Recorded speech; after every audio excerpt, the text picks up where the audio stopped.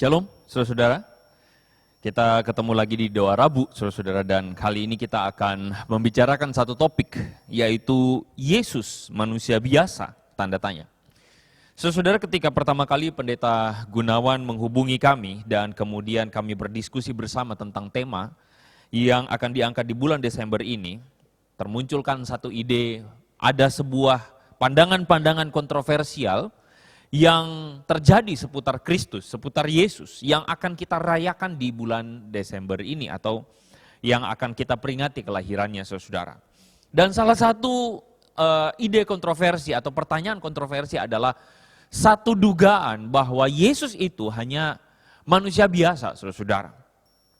Saudara, kalau saudara berpandangan bahwa semua agama sama saja, maka mungkin saudara-saudara pandangan Anda adalah pandangan yang keliru. Karena setidaknya agama-agama yang lain juga ada yang berspekulasi tentang siapakah Yesus itu. Misalnya saudara-saudara, agama seberang menyatakan bahwa Yesus hanyalah nabi biasa, atau Yesus adalah seorang utusan tidak lebih dan tidak kurang. Yesus hanyalah manusia biasa dan dia membawa berita atau dia adalah seorang nabi. Sudah, titik saudara-saudara. Sedangkan bagi agama-agama atau agama timur yang lain, saudara-saudara, ada yang berspekulasi bahwa Yesus itu adalah Buddha. Ya. Yesus itu membawa ajaran Buddha dan Yesus itu hanyalah seorang manusia biasa. Saudara, pernyataan-pernyataan ini menunjukkan kepada kita bahwa semua agama clearly tidak sama. Kalau saudara berpandangan semua agama sama, maka saya kira kita perlu belajar sekali lagi bahwa jelas kekristenan menyatakan Yesus adalah Tuhan. Nah, saudara, kenapa hal ini cukup menarik untuk kita bahas? Karena saya kira hal ini memberikan kepada kita sebuah tantangan. Saudara, beberapa waktu yang lampau ada seorang anak remaja yang baru kembali, saudara-saudara, dari luar negeri, dari barat. Kemudian dia mengatakan kepada saya bahwa saya merasa bahwa saya bukan Kristen lagi. Saudara, orang tuanya kemudian datang pada saya lalu kemudian berkata, "Pak, tolong anak saya karena anak saya sudah tidak lagi Kristen." Saudara, saya bertanya kenapa? Karena dia berjumpa atau dia berinteraksi dengan kawan-kawannya atau teman-temannya yang ada di sana dan mereka adalah orang-orang yang bukan Kristen. Kalau saudara berpikir bahwa negara barat adalah negara Kristen, saudara salah. Karena barat sekarang adalah negara post-Kristen, ya.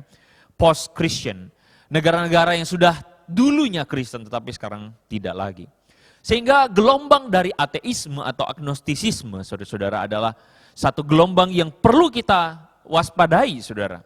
Terutama bagi saudara yang mempunyai anak-anak yang mungkin akan kuliah di luar negeri.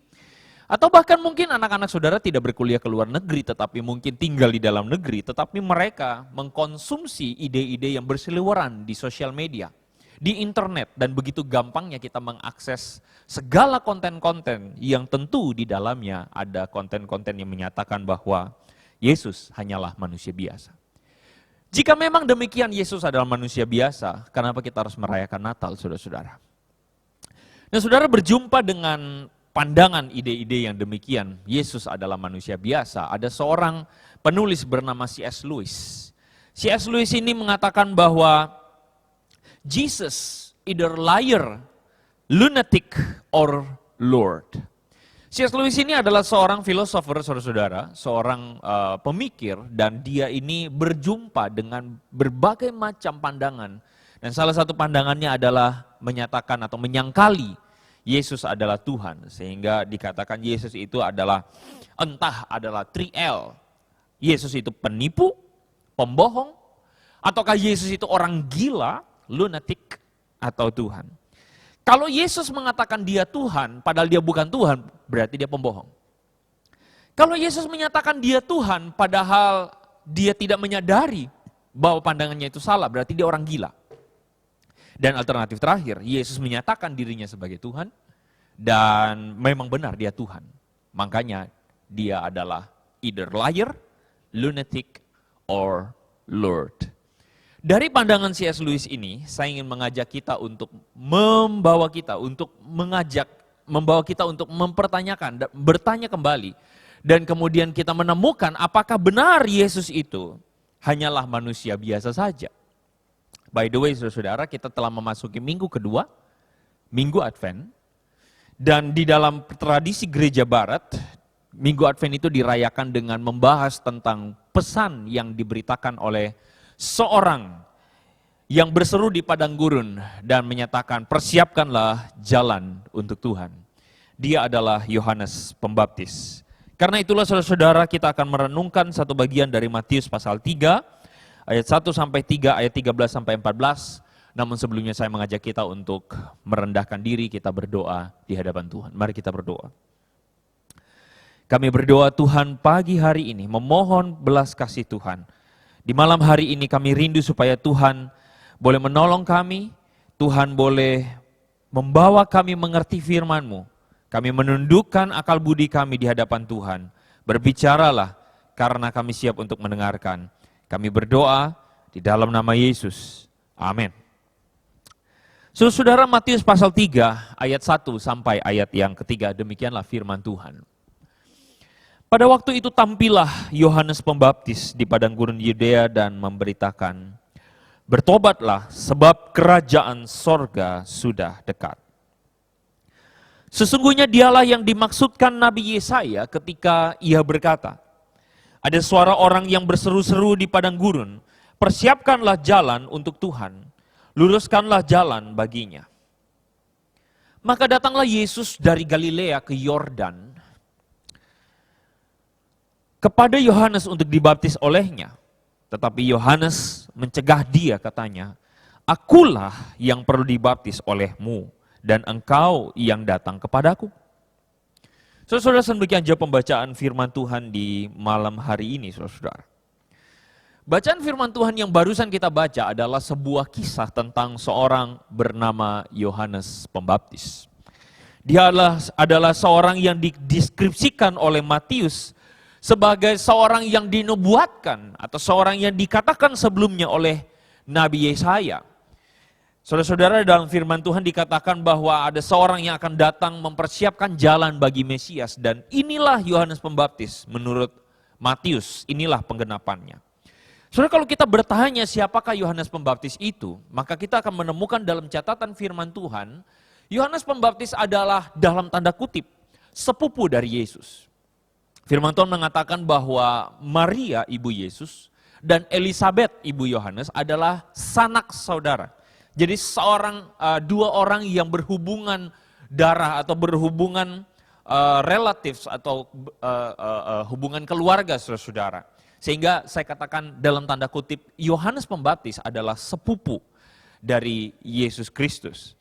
Dan kalau saudara baca catatannya, ketika Gabriel datang kepada Maria ibu Yesus, Gabriel menunjukkan kepada Maria bahwa inilah tandanya bagimu bahwa Elisabet, sanak saudaramu itu, telah mengandung 6 bulan, saudara-saudara. Usia kandungannya sudah 6 bulan.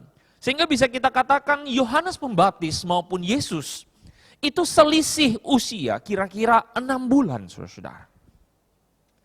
Nah, saudara, dalam catatan yang kita baca tadi, ketika Yohanes berkata, saudara-saudara, ketika Matius memberitakan tentang Yohanes, ada satu momen di ayat 13 dan ayat 14, waktu itu Yesus datang kepada Yohanes. Dan dikatakan di situ ketika Yesus datang kepada Yohanes, lalu kemudian Yohanes mengatakan, akulah yang perlu dibaptis. Nah, saudara, saya ingin mengajak kita untuk sedikit kritis, saudara-saudara. Saya memulai dengan sebuah asumsi bahwa sangat mungkin Yesus dan Yohanes itu pernah bertemu, atau setidaknya sering bertemu sejak kecil, setiap tahunnya. Kenapa saya berasumsi demikian, saudara-saudara? Karena saudara akan bisa menemukan bahwa keluarga Yesus itu pasti merayakan Paskah setiap tahun. Saudara akan menemukan dalam catatan dikatakan bahwa setiap tahun Yusuf dan Maria itu pergi ke Yerusalem untuk merayakan Paskah. Dan saudara menemukan juga catatan bahwa Yesus pada usia 12 tahun itu pernah bersoal jawab di Bait Allah. Sehingga saya berasumsi, saya kira asumsi saya cukup kuat untuk menyatakan bahwa Yesus setiap tahun itu pergi ke Yerusalem. Dan di sana saya mengira Yesus berjumpa dengan Yohanes Pembaptis karena orang tua Yohanes Pembaptis, Zakaria dan Elisabet adalah imam yang melayani di Bait Allah. Lagi pula saudara-saudara, argumen saya yang kedua adalah ada satu kedekatan emosional antara Maria dan Elisabet. Saudara, kenapa demikian? Karena Maria itu mengandung dari Roh Kudus. Ini adalah satu peristiwa mujizat tidak lumrah. Tetapi kemudian firman Tuhan menceritakan kepada kita bahwa Maria berjumpa dengan Elisabet karena Elisabet adalah tanda dari kebenaran apa yang disampaikan oleh Gabriel kepada Maria. Tandanya adalah Elisabet mengandung di usia tua. Maria mengandung bukan karena manusia.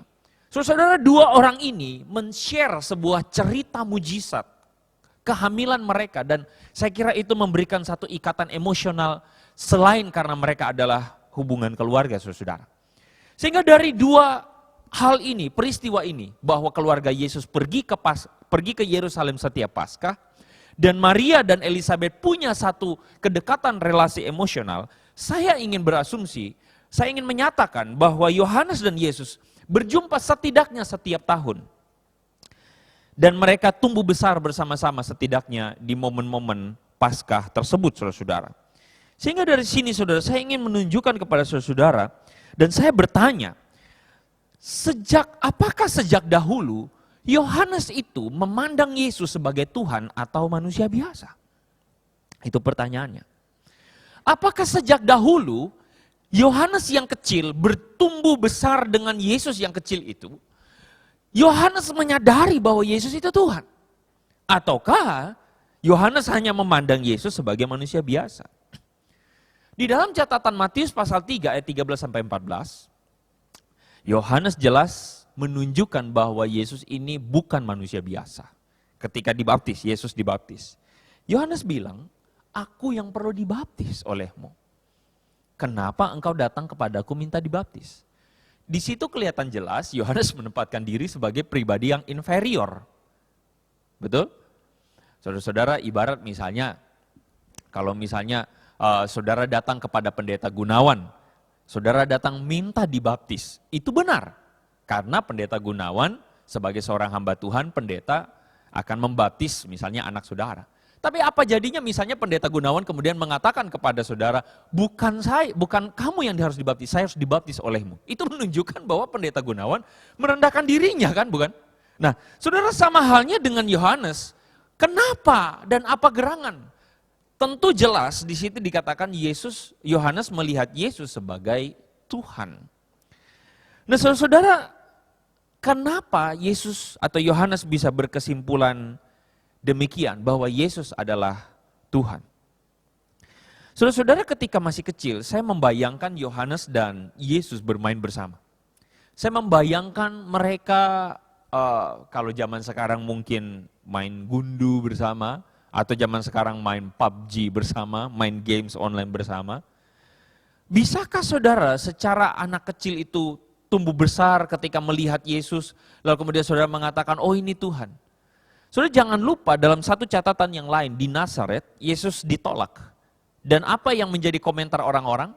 Komentar orang-orang pada saat itu adalah, bukankah dia anak tukang kayu? Bukankah dia anak tukang kayu? Anak Yusuf? Mereka mengenal Yesus sebagai orang biasa di Nazaret. Tetapi Yohanes yang sejak kecil itu berinteraksi dekat dengan Yesus, kita berada pada dua alternatif. Apakah betul Yohanes sudah mengenal Yesus sebagai Tuhan sejak kecil? Ataukah bagaimana? Nah, saudara-saudara, saya ingin mengajak kita untuk mencoba menginvestigasi lagi. Bagaimana sampai Yohanes berkesimpulan bahwa Yesus itu adalah Tuhan? Saudara mungkin berkata, Pak, jelas Yohanes itu kan nabi Tuhan. Berarti Tuhan yang bilang. Masuk akal. Oke, kemungkinan itu ada. Dan tentu saja saudara, kita perlu untuk tidak bisa mengabaikan bahwa Elisabet dengan jelas ketika Maria datang kepada Elisabet lalu kemudian oleh anugerah Tuhan diwahyukan bahwa yang dalam kandungan Maria itu adalah Tuhan. Sehingga Elisabet tahu betul bahwa Maria mengandung Mesias. Dia mengandung Yohanes. Dua-duanya mujizat. Sehingga saya kira Yohanes sejak kecil, selain karena ada faktor Tuhan yang bilang, sangat mungkin itu, Elisabet sudah bilang sama Yohanes bahwa sepupumu yang jauh itu, yang namanya Yeshua itu, adalah Mesias yang dijanjikan. Tetapi saudara-saudara, saya pikir kemungkinan ketiga adalah kemungkinan yang perlu kita eksplorasi. Apakah Yohanes membuktikan sendiri bahwa Yesus itu Tuhan? Bisakah saudara membayangkan seorang anak kecil yang tumbuh besar bersama-sama, saudara? Mungkin main, dulu waktu saya kecil, saudara, saya sering kali di Ambon, saudara, main di kali, saudara. Kadang kalau hujan di momen-momen Desember belakangan ini lagi hujan ramai, saudara ya. Dikit-dikit hujan, bentar-bentar hujan. Saya suka sekali mandi hujan. Saudara mungkin sekarang tidak mengizinkan anak-anak saudara main hujan, saudara. Tapi saya suka sekali main hujan. Saya suka sekali turun ke got, saudara-saudara, got besar. Dan di situ masa kecil saya. Saya membayangkan apakah Yesus waktu kecil adalah seorang yang kemudian setiap hari kerjaannya saudara membaca kitab-kitab suci para nabi, saya tidak tahu. Tetapi menurut saya Yesus tumbuh besar sebagai seorang anak yang normal. Meskipun saudara ketika berinteraksi dengan Yesus, saya yakin orang akan ketemu. Ketika berinteraksi secara dekat, orang akan menemukan bahwa anak ini beda. Dan saya pikir Yohanes seharusnya membuktikan sendiri perkataan dari Elisabet mamanya, dan dia menemukan sendiri bahwa memang Yesus ini beda. Saudara-saudara jangan lupa, kenapa saya berkata demikian? Jangan lupa bahwa Yohanes Pembaptis adalah seorang yang menegur keras dosa Herodes. Herodes ini by the way adalah Herodes Antipas, anak dari Herodes Agung. Kalau saudara mengikuti ngobras kami di hari Sabtu yang lampau, saudara menemukan bahwa dua Herodes ini berbeda. Herodes Antipas adalah anak dari Herodes Agung. Dan di situ Yohanes menegur keras dosa Herodes Antipas karena mengambil istri saudaranya Filipus.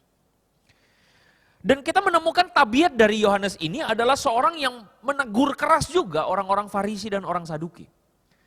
Jadi saudara kalau saudara belajar karakteristik Yohanes, Yohanes ini orang yang tidak ada tedeng aling-alingnya, saudara. Tidak ada sungkan-sungkannya.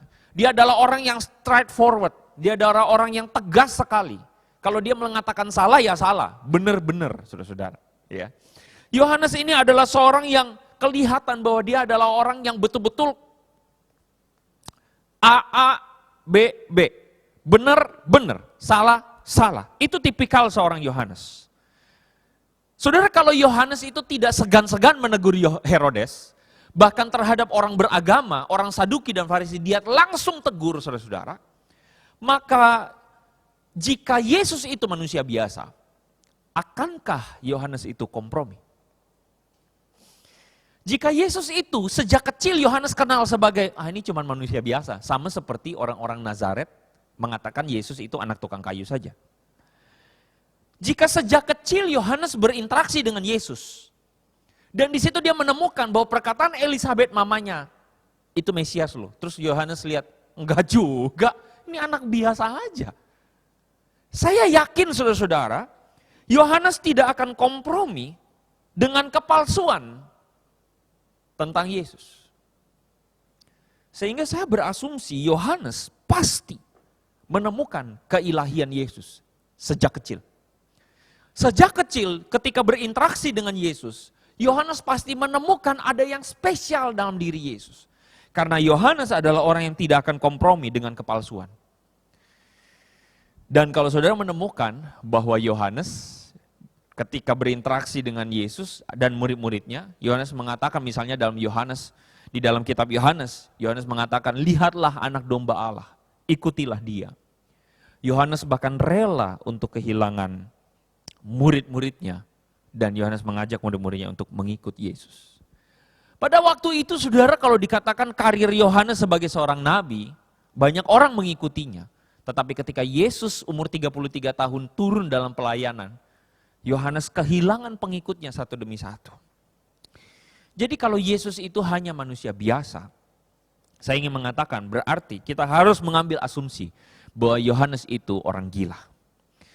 Seperti C.S. Lewis mengatakan kalau Yesus itu cuma manusia biasa lalu dia mengatakan dia adalah Tuhan dan dia tidak menyadari bahwa dia itu pernyataannya itu ngawur, berarti Yesus orang gila. Tetapi dengan karakteristik Yohanes yang betul-betul tidak kompromi, orang yang betul-betul menyatakan benar dan salah, kalau benar ya benar, salah ya salah. Orang yang betul-betul membayar harga demi imannya, demi Tuhan. Maka jika Yesus itu manusia biasa, maka saya ingin katakan, kita harus kesimpulan kita adalah Yohanes itu adalah orang gila. Dan jika Yesus itu manusia biasa, maka kita harus menyatakan bahwa 12 murid itu adalah orang gila semua. Karena 12 murid itu adalah 12 murid yang pada awalnya kalau saudara ikuti apa yang dikatakan oleh Alkitab, murid-murid itu adalah orang-orang yang penakut. Murid-murid itu tidak yakin bahkan dengan Yesus. Tetapi ketika Yesus mati dan bangkit, murid-murid berubah secara radikal dan mereka berani mati demi Yesus. Maka Yohanes Pembaptis dan 12 murid adalah orang gila. Kalau misalnya Yesus itu cuma manusia biasa. Bahkan saudara-saudara saya ingin katakan lebih luas lagi. 3.000 murid pertama, orang-orang yang menerima diri dan dibaptis, itu adalah orang-orang Kristen yang gila. Kenapa? Karena mereka hanya menuhankan seorang manusia biasa.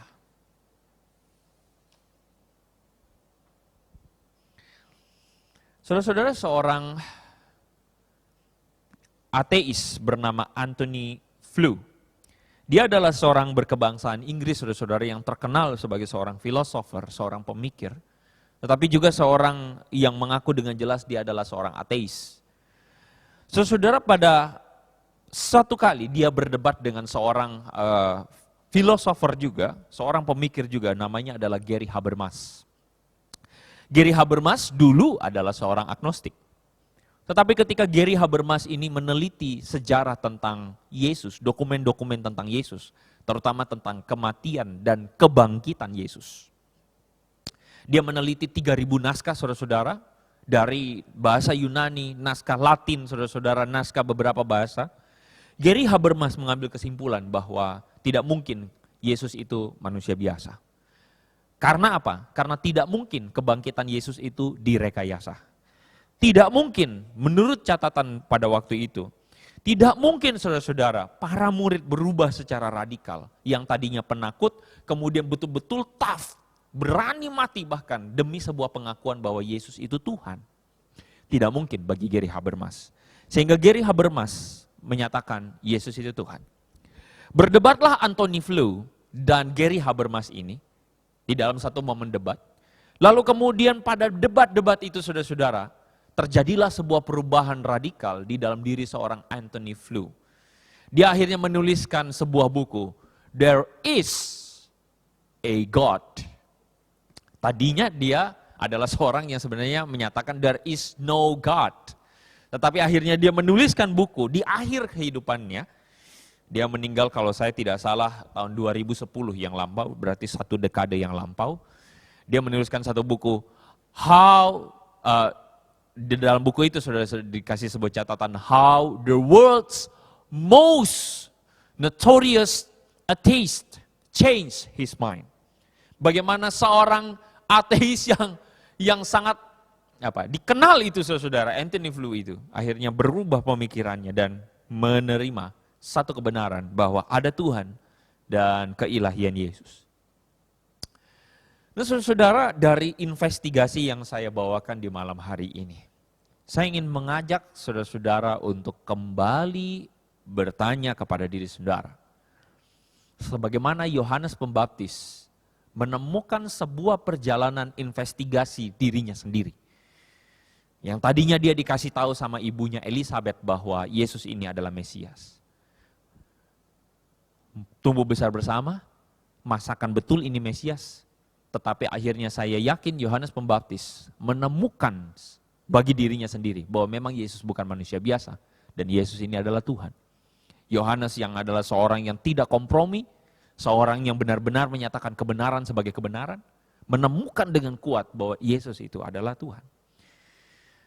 Perjalanan Yohanes tersebut, saya ingin bawa saudara-saudara untuk membawa kepada diri saudara sendiri. Siapakah Yesus bagi Anda sendiri? Saudara, mungkin selama ini saudara kita tumbuh besar dalam kultur Kristen. Kita besar dengan sebuah ajaran orang tua kita yang menyatakan Yesus itu Tuhan. gereja, pendeta, di rumah Tuhan, di GKI Citra mengatakan Yesus itu Tuhan. Dan saudara mungkin kita menerimanya tanpa bertanya. Tetapi hari ini saya ingin mengajak saudara untuk kembali membuka akal budi saudara. Karena saya percaya kita diminta Tuhan untuk mengasihi Tuhan dengan segenap hati, segenap jiwa, dan segenap akal budi. Iman bukan sesuatu yang tidak masuk akal. Iman itu harus masuk akal. Dan dalam hal ini, beriman kepada Yesus. Saudara ketika beriman kepada Yesus, saudara harus bisa mempertanggungjawabkan apa yang saudara percaya. Kenapa saudara percaya Yesus itu Tuhan? Jika dalam pembicaraan atau dalam perenungan firman Tuhan hari ini melalui investigasi seorang Yohanes, saudara menemukan, ya betul Yesus adalah Tuhan. Dan itulah yang saya imani. Itulah yang saya imani dan tidak mungkin. Yohanes itu adalah, dalam hal ini kalau kita berkata Yesus itu manusia biasa, berarti Yohanes orang gila, 12 murid pun adalah orang gila, dan seluruh orang-orang Kristen abad pertama itu orang gila semua, karena mereka mengikut seorang manusia biasa. Seorang pembohong, entah seorang pembohong atau seorang gila. Tidak mungkin gilanya berjemaah. Sehingga saya percaya bahwa Yesus betul adalah Tuhan. Saudara-saudara, kalau saudara mengatakan hal yang sama seperti saya, maka hal ini seharusnya mengubahkan hidup kita. Bahwa benar apa yang Yesus katakan, apa yang diajarkan adalah benar. Dan apa yang dia katakan tentang kehidupan kita adalah benar. Sehingga dari akal budi kita ini, Roma pasal 12 mengatakan, berubahlah oleh pembaruan akal budimu, sehingga kamu bisa membedakan manakah yang baik, yang berkenan kepada Allah. Sehingga saudara, mari kita hidup sebagai orang-orang yang mengikut Yesus secara sungguh, bukan sebagai orang-orang yang hanya beragama Kristen. Bukan sebagai orang-orang yang hanya beragama karena saya nyaman dengan Kristen, bukan.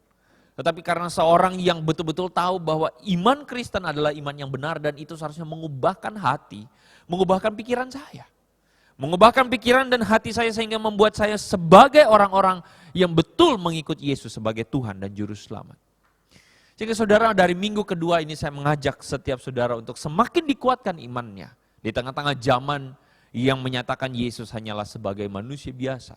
Biarlah kita menjadi pribadi-pribadi yang diubahkan Tuhan. Saudara, selamat mengikuti rangkaian investigasi atau khotbah di doa Rabu di sepanjang bulan ini, saudara-saudara. Berbagai macam kontroversi tentang Yesus. Dan selamat mempersiapkan diri untuk mengikuti Natal, merayakan kelahiran Yesus, Tuhan dan Juru Selamat kita. Mari kita berdoa. Tuhan, kami berdoa, kami menyerahkan perenungan firman-Mu. Kami bersyukur karena kami telah merenungkannya. Tapi kami percaya Tuhan bahwa Engkau tidak bekerja hanya pada waktu perenungan ini saja. Tetapi Engkau bekerja mengubahkan hati kami, menolong kami agar kami bisa diubahkan dan oleh karena iman kami, akal budi kami sungguh-sungguh mengikut Yesus sebagai Tuhan dan Juru Selamat. Terima kasih Bapa di surga, kami berdoa, kami bersyukur dalam nama Yesus. Amin. Tuhan berkati saudara-saudara.